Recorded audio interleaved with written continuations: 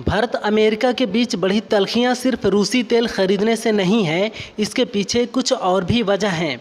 दरअसल अमेरिका चाहता है कि उसे भारत के कृषि बाजार में ज़्यादा पहुंच मिले, विशेषकर जेनेटिकली मॉडिफाइड फसलों, डेयरी उत्पादों, मक्का, सोयाबीन, सेब, बादाम और एथनॉल जैसे प्रोडक्ट के लिए। अमेरिका इन क्षेत्रों में टैरिफ कम करने की मांग कर रहा है, लेकिन भारत ने सीधे तौर पर इसके लिए इनकार कर दिया है।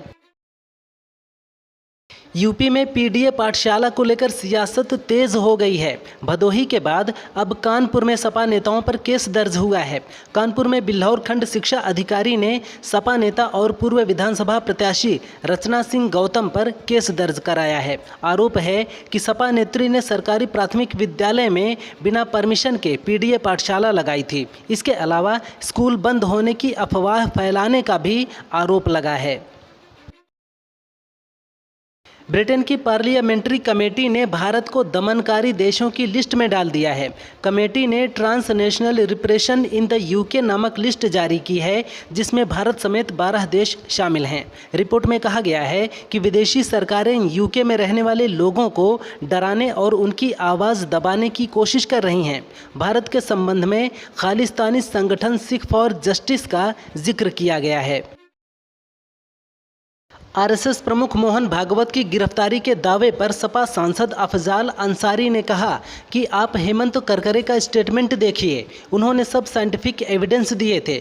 अब किस परिस्थिति में आ रहे हैं, वो अब रिटायर हुए हैं। मालेगांव केस में सभी 7 आरोपियों के बरी होने के फैसले को भी अफसोसजनक बताया। ब्लास्ट की जांच में शामिल पूर्व एटीएस अधिकारी महबूब मुजावर ने दावा किया है कि उन्हें भागवत को गिरफ्तार करने को कहा गया था।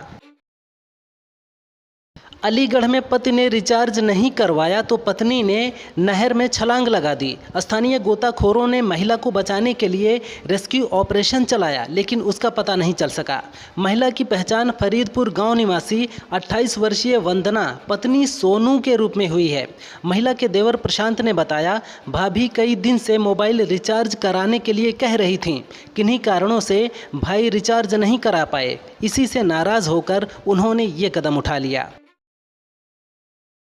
चुनाव आयोग ने राहुल गांधी के आरोपों पर बिना किसी का नाम लिए कहा, चुनाव आयोग रोज रोज लगाए जा रहे बेबुनियाद आरोपों को नज़रअंदाज करता है और रोज रोज दी जा रही धमकियों के बावजूद निष्पक्ष और पारदर्शी तरीके से कार्य कर रहे सभी चुनाव कर्मियों को ऐसे गैर जिम्मेदाराना बयानों पर ध्यान न देने के लिए कहता है। राहुल ने चुनाव आयोग पर वोट चोरी का आरोप लगाते हुए कहा है कि उनके पास पुख्ता सबूत हैं।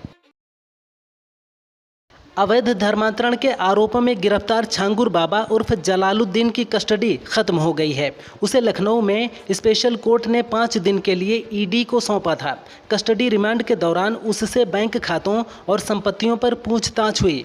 इस बीच उसका एक वीडियो सामने आया है, जिसमें छांगुर खुद को निर्दोष बता रहा है और कह रहा है कि उसे पैसों के लिए फंसाया जा रहा है। छांगुर ने वसीउद्दीन और संतोष पर फंसाने का आरोप लगाया है। पीएम मोदी पर दिए बयान को लेकर शशि थरूर पर मानहानि का केस हुआ है।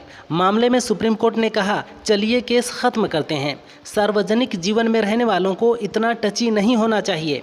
ऐसे बयानों को दिल से नहीं लगाना चाहिए। प्रशासकों और जजों की चमड़ी मोटी होनी चाहिए।